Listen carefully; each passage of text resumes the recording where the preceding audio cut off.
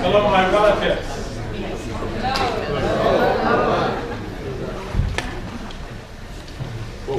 Well, welcome to the session where Indigenous people are taking an opportunity to have a conversation with members of the permanent forum, have conversations with members of the parliament.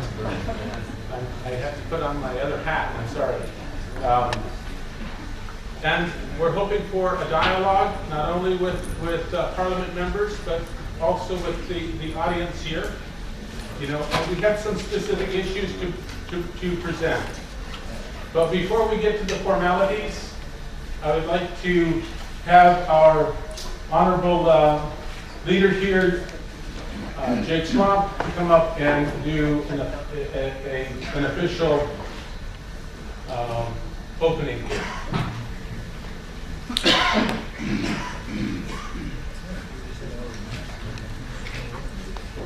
Thank you and good morning. It's still morning.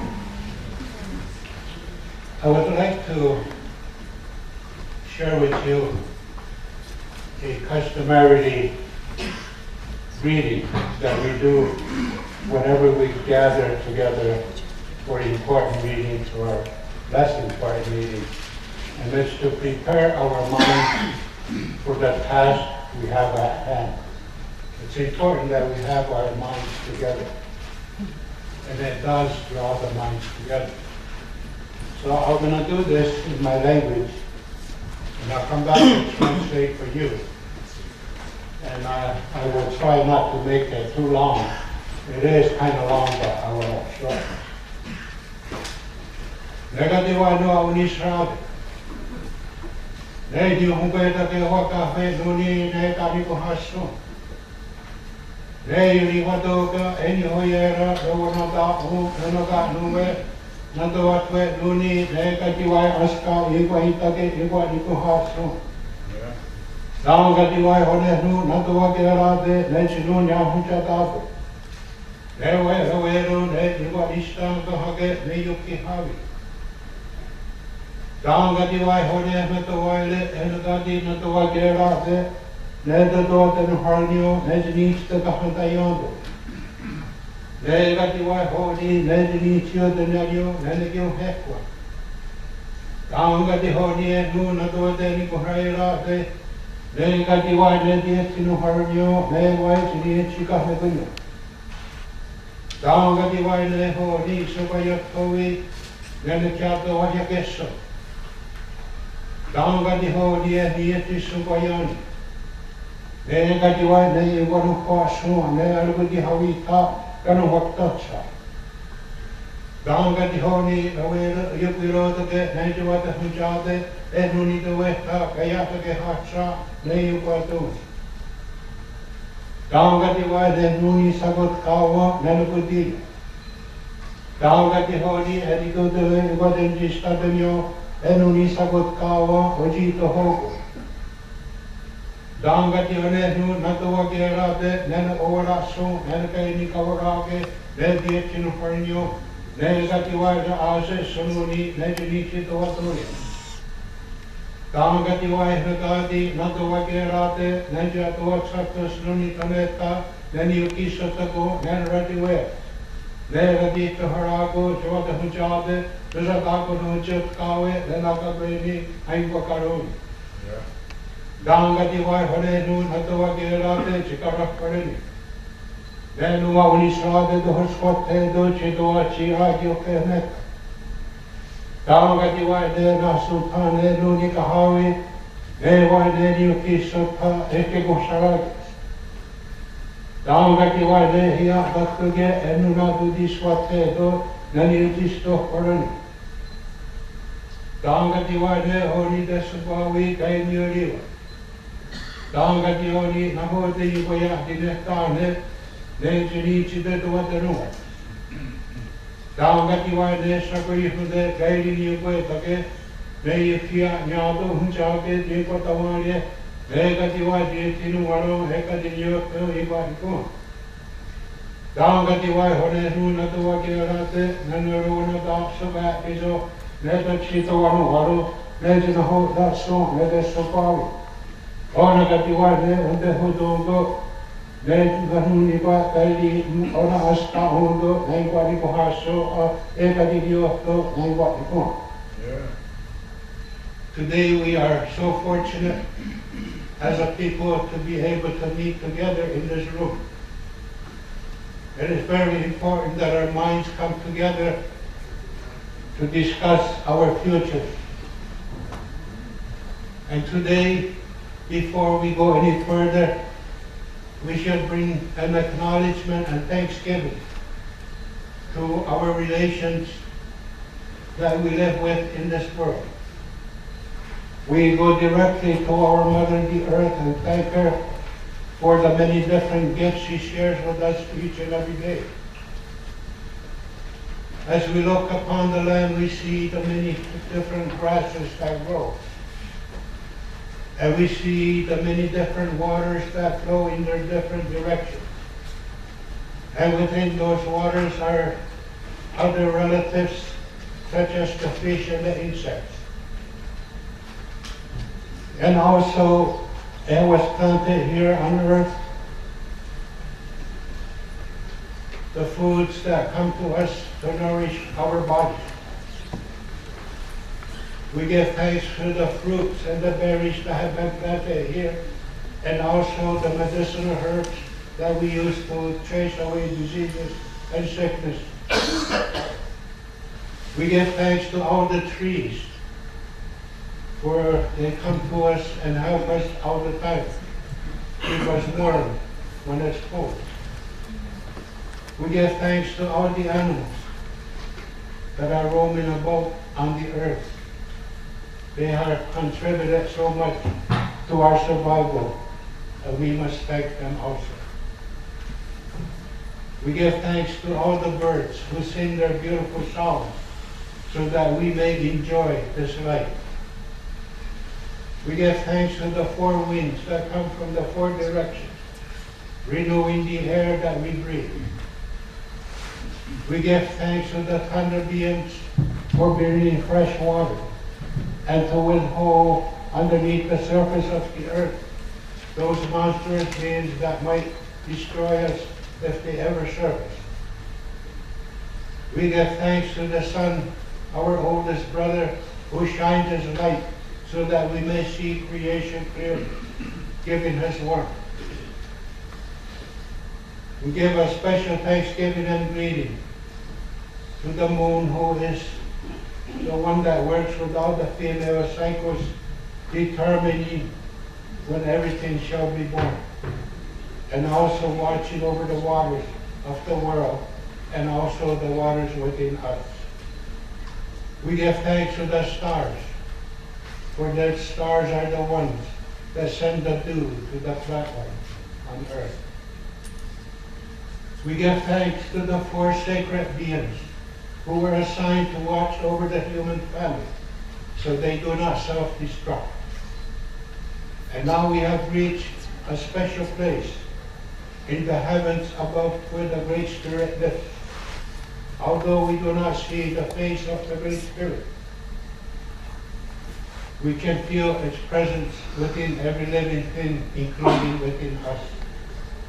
And we must always be thankful to the Great Spirit who made it possible for our existence and the existence of all the gifts of life.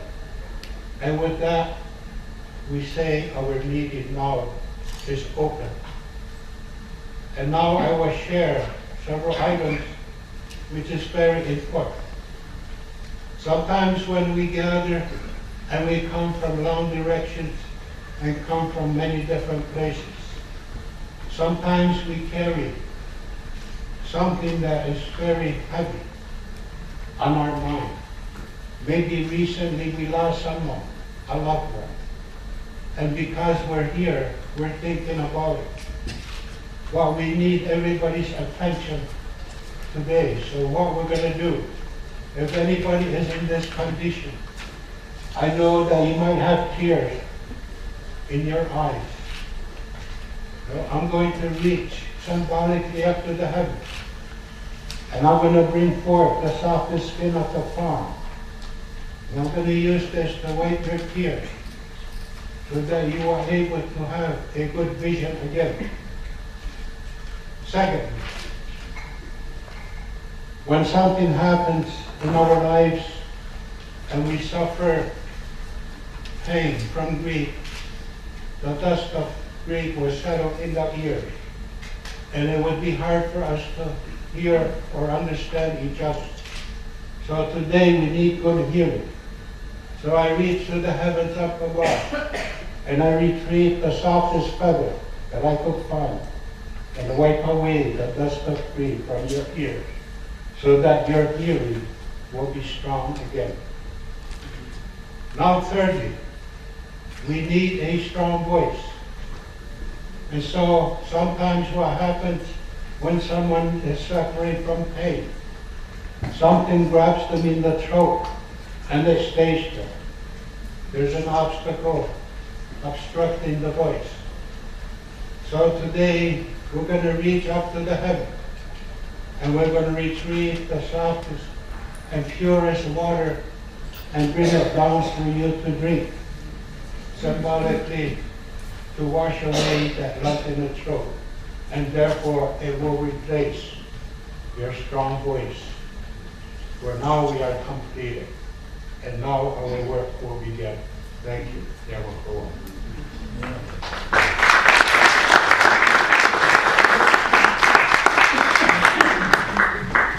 Thank you, Jake, for those kind words. We're grateful that the Parliament has invited our sacred way of living to be a part of this family of interfaith religions. And we look forward to working with you on an ongoing basis. And this is the first meeting where we actually were able to participate at the level we have been. I'd like to have Auntie Joy come up and add her comments and her observations as well.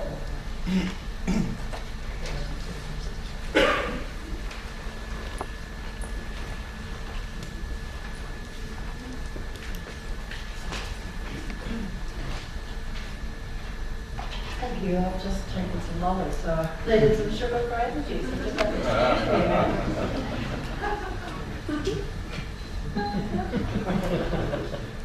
How sweet it is. Thank you. In the presence of our ancestors here on Wurundjeri country, on Kulin Nations, on Rotorua country, we have with us our respected elder and Betty King, all the way from Geelong. Lovely to see you, Betty. And in all the spirit of our ancestors worldwide. When it's difficult, isn't it, to make, I believe it's difficult to make a statement that encompasses all that in Australia and other Indigenous, the other parts of the Indigenous world, for the treatment and the injustice of the First Peoples of the country. They are very complex. However, I firmly believe, and I think you will all agree, that if we don't make these necessary changes to resurrect the climate, then anything else is irrelevant. So we do that with the spirit of all that we've been born to, the gift that we've been given. And my address is very blatant, it's very honest. And I would hope that this message embraces not only our causes, but your causes, so that we can live in harmony for today and for the future. This is a statement. The Wurundjeri peoples of the Kulin Nation are proud to be the traditional host for Indigenous internationals and all peoples across the world to come together for the Parliament of World's Religions held in Melbourne, Australia. We, the first peoples of the now country of Australia, are the oldest living culture in the world, having survived on our traditional lands for over 60,000 years. Self-determination and self-management entertained self-sufficiency. The land provided all relevant resources.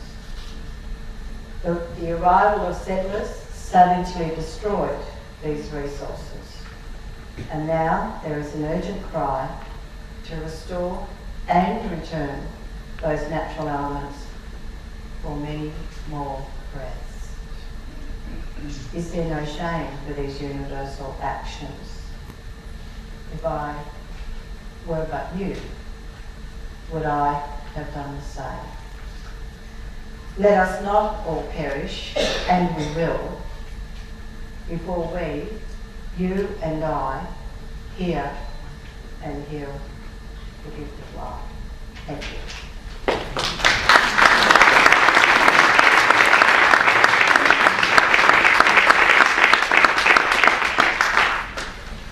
She has been a gracious host for all of the Indigenous peoples and certainly to all of the people here.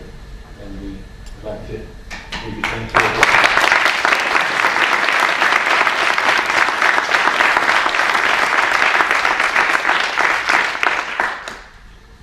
Now I would like to ask Amy Bowen, who is a trustee of the Parliament, to share some of her thoughts and observations. And Amy was responsible for pulling all of the Indigenous peoples of the world that were here together and to organize some programs for us and to share our knowledge, our spiritual understandings with the greater congregation. So Amy. Okay.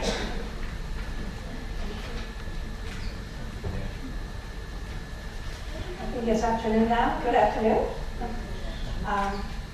I'm Omi Baldwin, and my name is actually Tlichaswa in my language.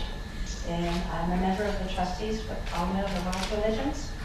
And I'm also from the United States, Madison, Wisconsin, and I'm a member of the Navajo Nation. And I just need to introduce myself properly. This is the Chile ancient Chile, a Yashja, a Kiamani, a Shandana, a Janish Masanda. They are great sons. And I said, my Shada, a established Kishwaya. I just introduced myself like my first land, my mother's land, my father's land, my grandparents' land. And that is how I am not one, how I'm referred to. Then I just want to share with you our compilations of our meetings and some of the comments that we want to make. We, the Indigenous peoples, are very honored to be in the homelands of the Wurundjeri and the I'm having a problem with this. Nation from the nations, from the bottoms of our heart, we thank our gracious host and honored elder, Joy Murphy Wander. We are also pleased to be participants in the 2009 Parliament of the World Religions. We arrived here in Melbourne with good minds and love and kindness in our hearts, steeped in the secret teachings and earth-based spirituality knowledge of our ancestors. We embrace the theme of magnificent connect, hearing each other and healing the earth. During morning observance, our respected spiritual leaders offered prayers and shared our secret prophecies. And throughout the proceedings of this gathering, our elders were graciously provided opportunities to share the wisdom of our diverse tribal nations. Also, with great respect, we listened and we heard the wisdom and spiritual teachings of many wonderful, magnificent religions gathered here this week. And for that, we are very grateful.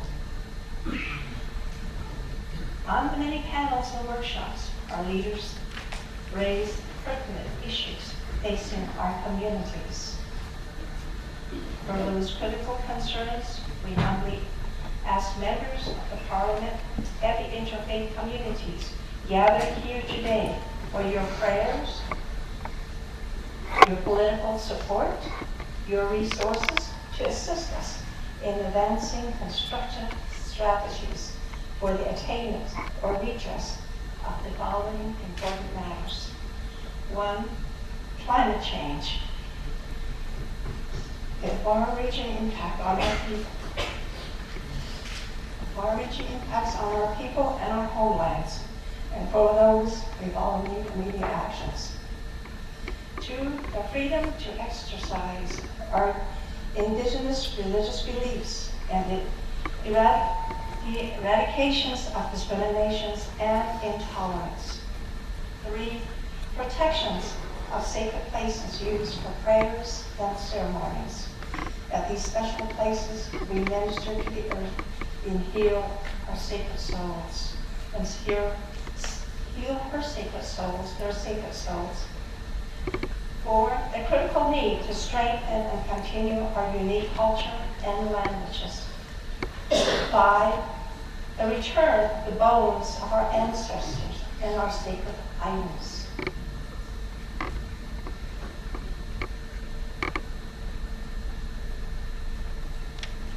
6, the immediate adoptions of the United Nations declarations on the rights of Indigenous peoples.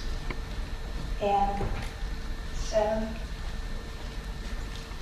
to repudiate and disavow the dehumanizing doctrines of Christian discovery.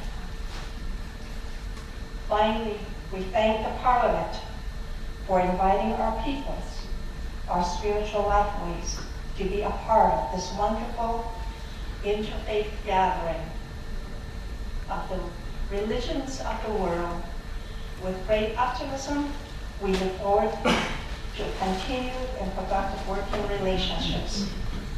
In conclusions, we again humbly thank our Indigenous hosts, and with great honor, we give thanks and blessings to the spirits of the beautiful land.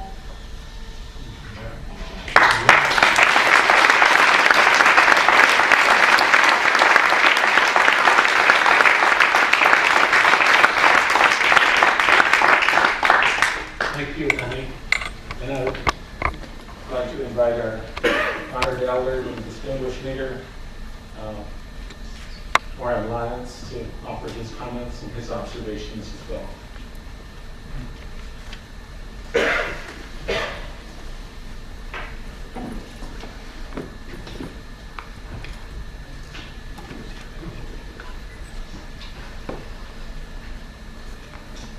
No husband. Thank you for being well.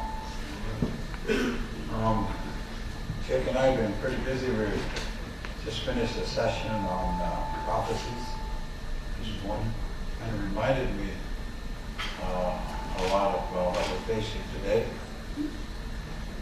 These prophecies and instructions that we received so long ago are becoming very relevant now.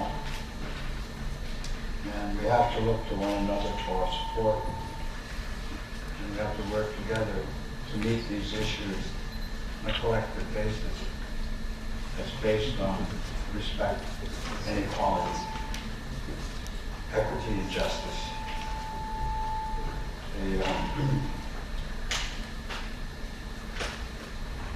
The Indigenous peoples who have gathered here, first of all, the nations who have invited us here. We have given our respects and honors to their leaders and their peoples and to the lands themselves, these ancient lands. And we know that our cultures are old. Indigenous cultures are the oldest cultures in the world. And our ways of life and our some would call religions have been going on for predates organized religions by thousands of years. And it's related to where we live and how we live. And as we were listening to my uncle here as he did the opening, that opening we were instructed to give at any and all meetings large or small. And that's to remind us where we are in this context of life. It's to place us into context where the human being sits. And we sit somewhere between the mountain and the ant, both in time and space. And we are part and parcel of the creation. We are not the leaders of the creation. We are part of the creation with great responsibility. Responsibility because we have the foreknowledge of death. And we understand the continuity of life. Indigenous people live within the cycles of the earth. And if you were to ask us who we are the ones who give thanks to the earth, to the creation at large, just as you heard. And we know beyond the stars. We know that a long time ago. We're familiar with that. We're familiar with our cosmologies of the earth before, while the earth was covered with water. We know before that. We're not new to this at all. And so, we're honored to be invited to speak and take place in this great collection of religions and leaders of the world. We appreciate that. And we come here to add what little we can and to what perspectives that we have offered you, which will be different in some occasions than what you know, but could be helpful in the times that we face together. This is indeed a time of crisis. And as my very good friend Jim Hansen said, 10,000 years of good weather is over. It's over. Oil is over. We now have to look for other energy sources. We now have to find other ways.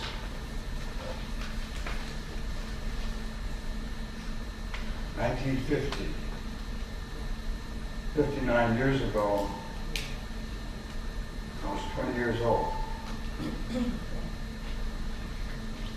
in 1950, there were 2.5 billion people in the world. Today, 59 years later, there's close to 7 billion people. And climbing. More than double, twice, within 59 years. The laws of nature say that's not sustainable. And nature has a way of leveling populations. We are part of that process. We are flesh, bone, and blood. We are subject to the laws. So we should understand it better. That's what guided our peoples over these many, many thousands of years, is our comprehension of the universal laws of nature. And that's what our ceremonies are about. And that's why our thanksgiving to every living creature in this world. Same spirit, recognition of the spirit of life. Add that perspective to the discussion here, because it's relevant for survival. We are not going to survive by ourselves as a human species. We're dependent, we're extremely dependent on this earth and its resources. That's why we call her our mother. That's where life comes from, and that's where life will go back. And so for us, we've developed these great ceremonies of thanksgiving to remind ourselves and the people of our responsibilities here, to be grateful, when we're not, and when we're excessive, and when we're compounding as a species, we challenge all of those laws. And we face the consequence of that, which is today. How can we urge our leaders to a meeting in Copenhagen today? How can we encourage them to do what is necessary to make those hard decisions, to challenge lifestyles, to change ways of survival? What's at stake? It's us as a species. People say, we're going to heal the earth. No, the earth will heal herself. She knows how. We've done it again and again. Best we pay attention to ourselves and our conduct. That way, we can make life compatible. 7 billion people, not sustainable figure. Another billion in the offing, and another billion and 2 beyond that. That's water, land, shelter. The inequity today that peoples around the world face is severe. How do we change that? And how do we change our own values for survival? Those are the questions that go forward here. We do have a simple way of looking at life. Try to follow those directions. They're simple, but they're hard to do. Simplicity, and return to a simpler way of life, where our values become relationships and not things, and not merchants and merchandise, and consumers and content. You can't do that. You just self-destruct. The Earth's resources are finite in the way that we're using them today. They're infinite if you get into the balance of it and get into the cycles. In the Indigenous world, there is no bottom line.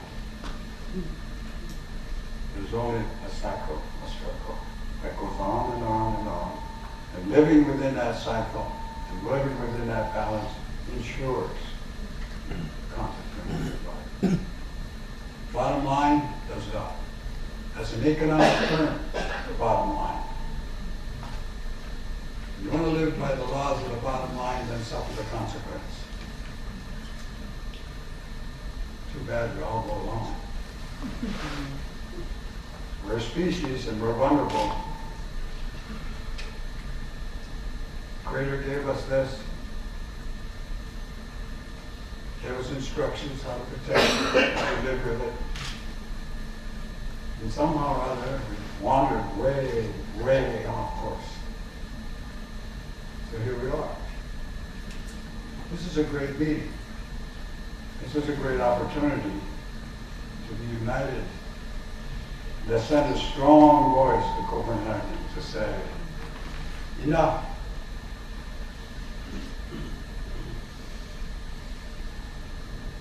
Change your direction. Business as usual is over. It's not competition anymore, it's cooperation. That's where we have to go. Equity. Equity. Not only for people, but for the earth itself.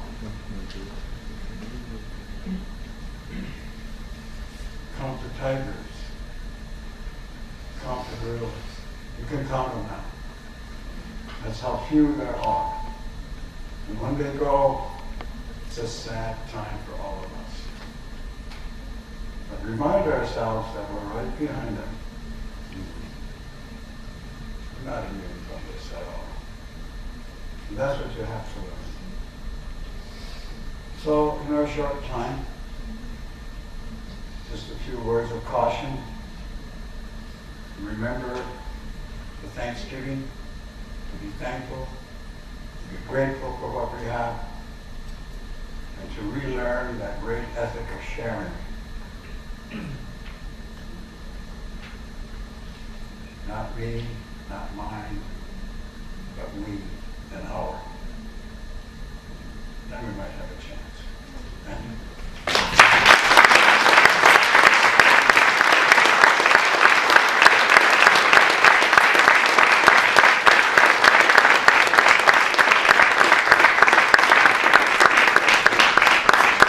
Thank you.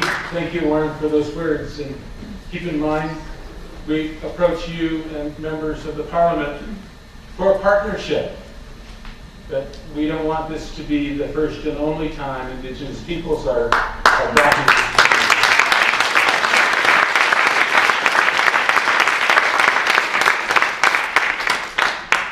For good, for bad, or indifferent, we're all together in this time. And we need to put our minds together. We need to administer to the earth and to heal the earth. And we can only do that collectively. It does us no good to do it by ourselves. We all need to embrace that concept of taking care of where we live, cleaning our house. Throughout the week we met as Indigenous peoples, and we talked. We had dialogue, we had debate, we had discourse, we had disagreements, we had joy, we prayed together, we ate together, and came up with some additional observations and recommendations, and I'd like to have Steve Newcomb come up and share some of those with you.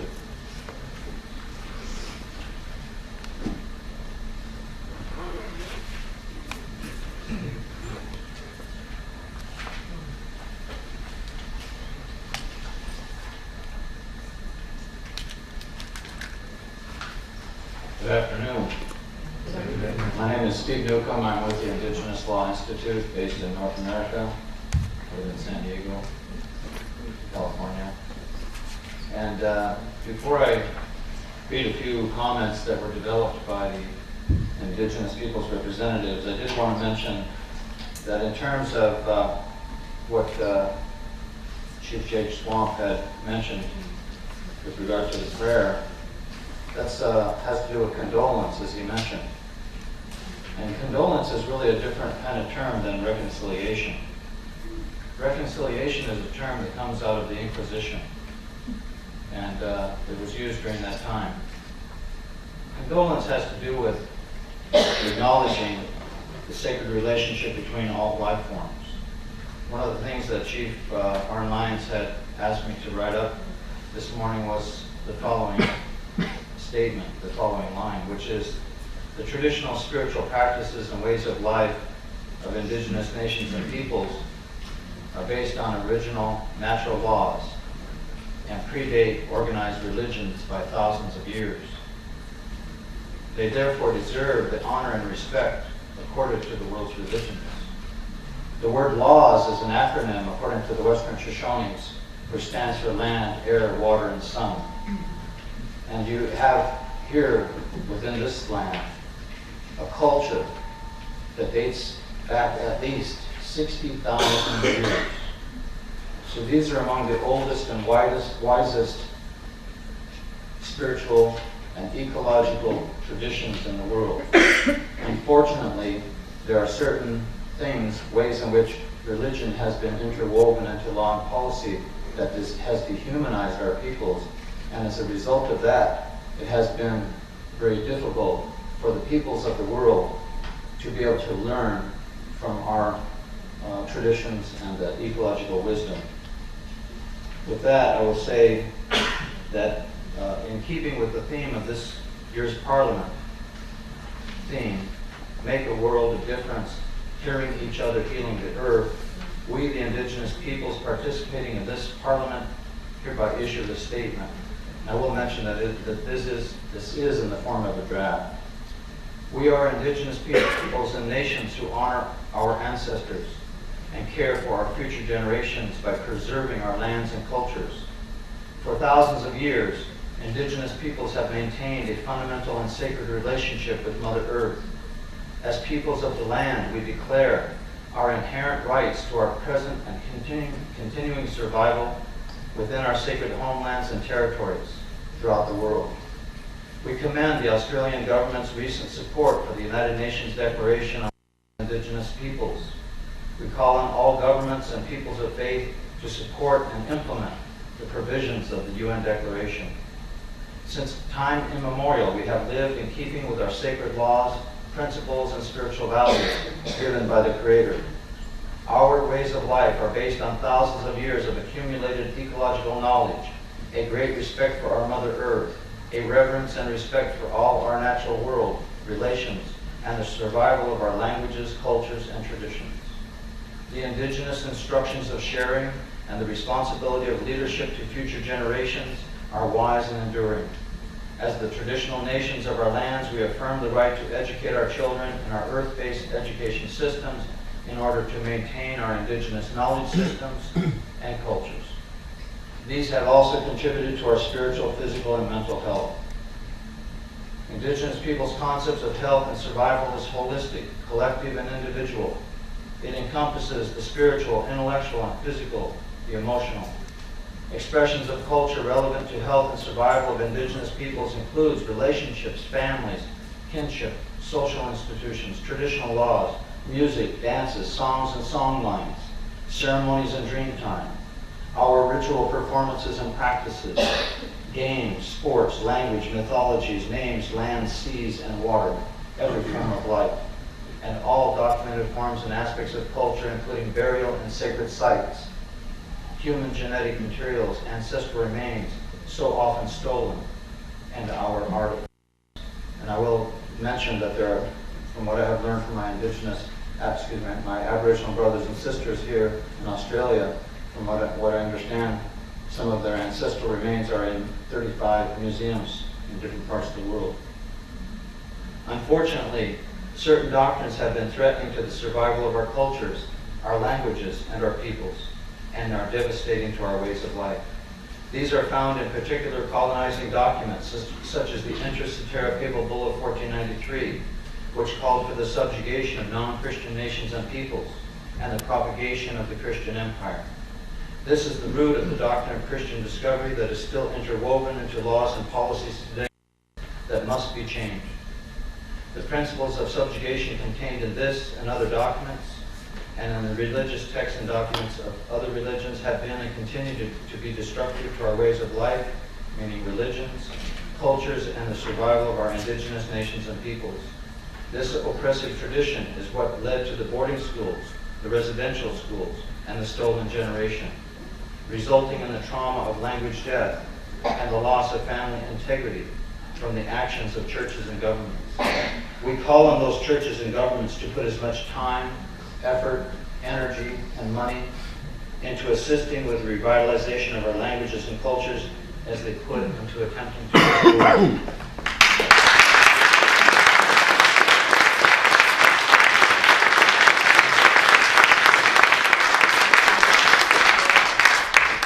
The doctrines of colonization and dominion have laid the groundwork for continuing problems of racism and dispossession. These problems include the industrial processes of resource exploitation and extraction by governments and corporations that has consistently meant the use of imposed laws to force the removal of Indigenous peoples from our traditional territories and to desecrate and destroy our sacred sites and places. The result is a great depletion of biodiversity and the loss of our traditional ways of life, as well as the depletion and contamination of the waters of Mother Earth from mining and colonization. Such policies and practices do not take into account that water is the first law of life and a gift from the Creator for all beings. Clean, healthy, safe, and free water is necessary for the continuity and well-being of all living things. The commercialization and poisoning of water is a crime against life. The negative ethics of contemporary society that we see in our history, discovery, conquest, dominion, exploitation, extraction, and industrialization have brought us to today's crisis of global warming. Climate change is now our most urgent issue and affecting the lives of Indigenous peoples at an alarming rate. Many of our people's lives are in crisis due to the rapid pace of global warming. The ice melt in the north and the rapid sea rise continue to accelerate, and the time for action is brief. The Earth's resources are finite, and the present global consumption levels are unsustainable and continue to affect our peoples and all peoples. Therefore, we join with the members of the Parliament, with some other members of the Parliament, and I think all members of the Parliament, I would hope, in calling for prompt, immediate, and effective action at Copenhagen to combat climate change.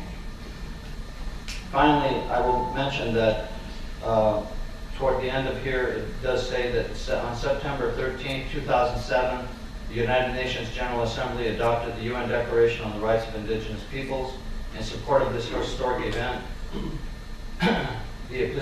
Well, let me just segue and say that the Episcopalian Church actually adopted a resolution in Anaheim in this past July.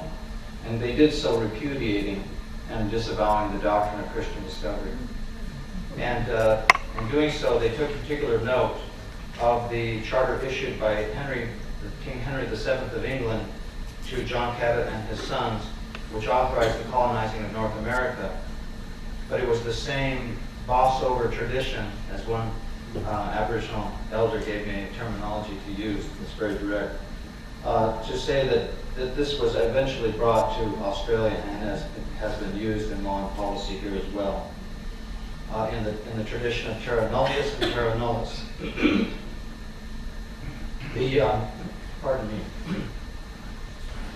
This step of the Episcopalian Church was an act of conscience and moral leadership by one of the world's major religions. Religious bodies of Quakers and Unitarians have taken similar supportive actions. We appeal to all people of conscience to join with us in calling upon Pope Benedict XVI and the Vatican to publicly acknowledge and repudiate the papal decrees that legitimize the original activities that have evolved into the doctrine of Christian discovery and dominion. So that's the conclusion of the statement. And I will just say that there was some discussion that the ending of the document needs to be more encompassing, and that some of the recommendations, very specific recommendations at the end of the document regarding climate change, which is the most critical issue, and also the protection of sacred sites and places. And one of the things also that was mentioned to me by Auntie Pansy, one of the Aboriginal elders, is that it's very important that the women be able to work with the youth in order to, the youth that are having difficulties and challenges within the communities, so that they can assist them. And I think that that's actually a wonderful issue to bring up as well. Thank you very much.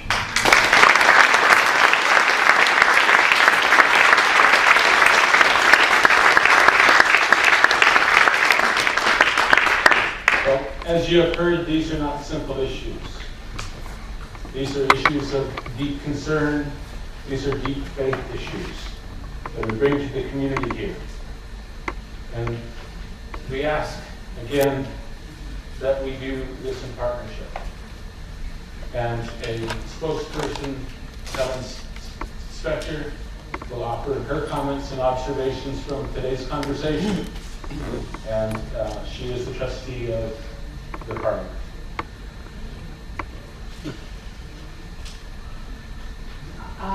I am Helen Spector. I've been a member of the Board of Trustees since 1990, and I want to express my gratitude for Auntie Joy, your welcome to country for all of us, and for allowing us to have this gathering in Wurundjeri lands and welcoming us. I also want to express my great gratitude, Jake Swamp, to you for your opening here, and you are helping us understand how we come together with a mind that can hear and eyes that can see, and to take to heart the things that Chief Oren and Omi welcoming and enjoy your statement as well. So I think the first thing I would say next, or the next thing I would say, is how we hear what has been offered to us by these members of the group of Aboriginal and Indigenous peoples who have come here and honored us with their presence is very, very crucial to the future of the world.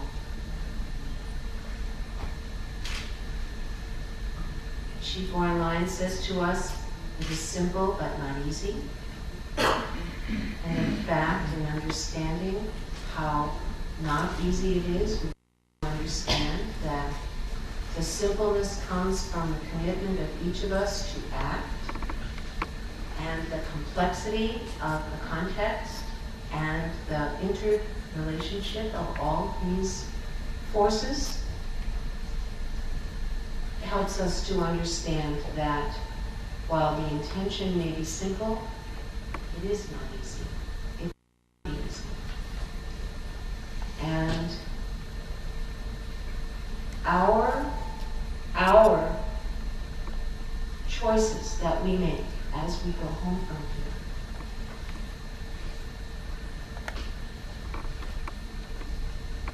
for how we act in relationship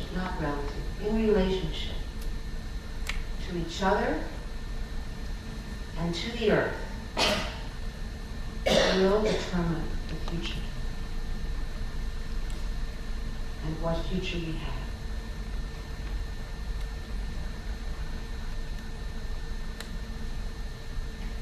I want to take a moment to have each of us reflect in silence on what we have been offered, the gift that we have been given in this session, in this declaration from the wisdom keepers of the world.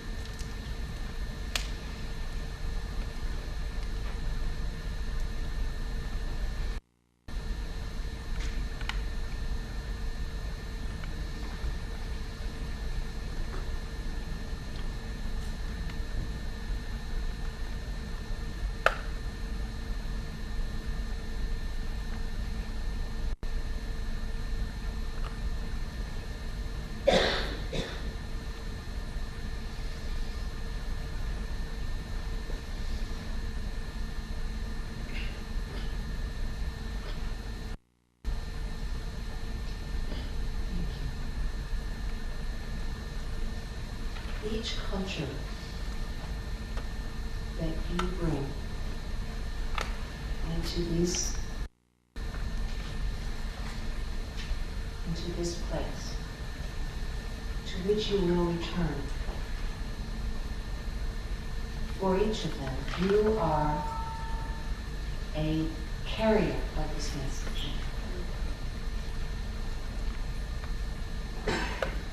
The Indigenous of the world have kept their sacred trust and have continued to try and get us to here. We have a unique opportunity right now to hear and then to take home our understanding of the critical character of our choices, and to carry these findings, these stories, this wisdom, this information, every place we can.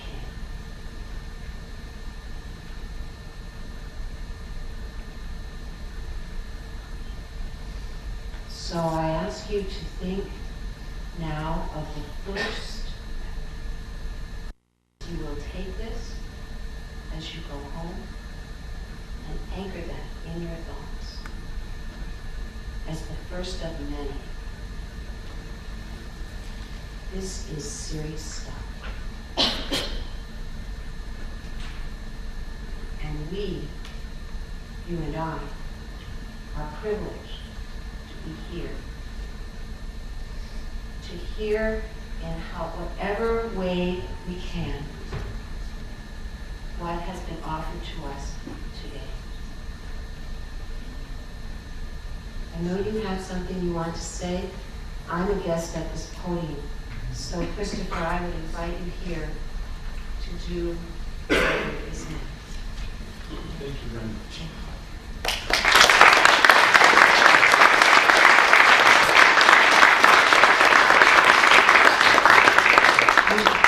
And to clarify, our interpretation of Helen's wonderful words, that we as Indigenous peoples look forward to a continued relationship with members of the trustees of the Parliament. Hopefully we can arrange at some point in the near future an opportunity to sit with the full Board of Trustees and have this dialogue carried forward into some concrete steps and actions that we can jointly do. And for that we are very thankful.